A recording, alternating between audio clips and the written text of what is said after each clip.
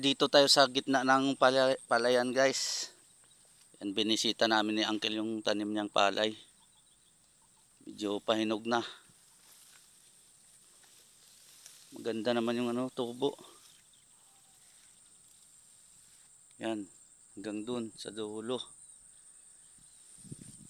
Papa-schedule na siya sa harvester, mga sabi niya sa akin, tansya niya mga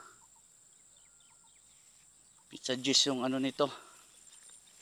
Harvest. Yan, ganda ng pantay-pantay yung tubo ng palay. Hanggang doon sa kabila.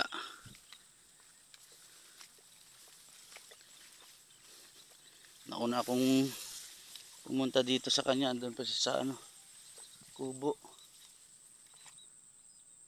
So yung talong nila dati doon sa dulo.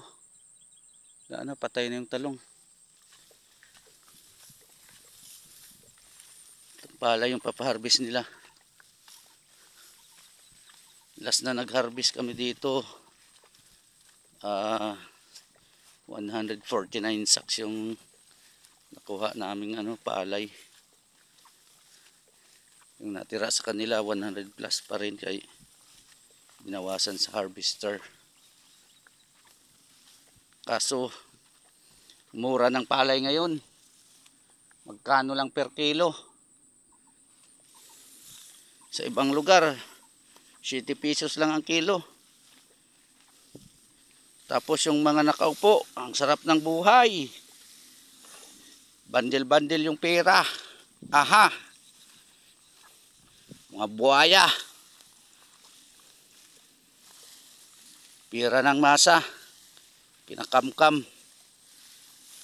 Walang kaluluwa. Yung magsasaka, yung farmers, nabubuhay sa tiyaga. Pagod, hirap. Para lang magkapira o may makain. Ibon. Hanggang dito yung nila. Yan yung palay. Ito yung taniman nila ng talong guys. Hindi na naasikaso. Ito sa kanila pa to. Hanggang sa dulo na yun, may saging. Ay, patay na nga yung mga talong. Wala na, sira na. Wala nang abono. Ay. Wala na.